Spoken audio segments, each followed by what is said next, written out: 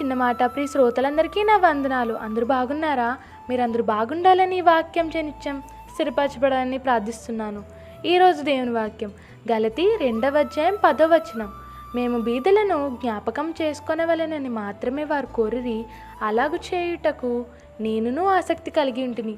ప్రియ దేవుని బిడ్డలారా, మనము క్రీస్తుని వెంబడించు వారముగా ఉండవలెను. వెంబడించుటను పనిగాను భారంగాను తీసుకోక ప్రేమతో చేయవలెను.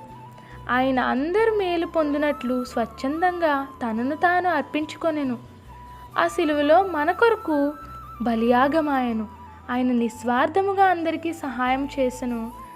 మనం కూడా ఆయన అనుచరులము కాబట్టి ఆ విధముగానే నిస్వార్థముగా ఇతరులకు సేవ చేయవలెను. పేదలను, కష్టంలో ఉన్న వారిని ఆదుకొనుటకు మనము వెనుక తీయరాదు. మనము చేయు ధర్మము యేసు ప్రభువుకే చేయునట్లు భావించవలెను.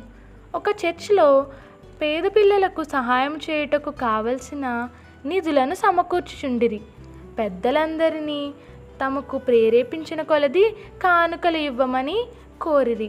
చర్చిలో ఉన్న బాలబాలికలకు తమకు ఉన్న ఆట వస్తువుల్లో ఒకదాన్ని ఇవ్వవలెనని కోరిరి.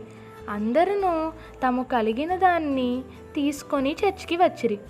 ఒక చిన్న అమ్మాయి తన చేతిలో ఒక పాత బొమ్మ ఉండెను. దానిని ఇచ్చుటకు ఆమె చాలా బాధపడుచుండెను. అకస్మాత్తుగా ఆమె ముఖము వికసించింది.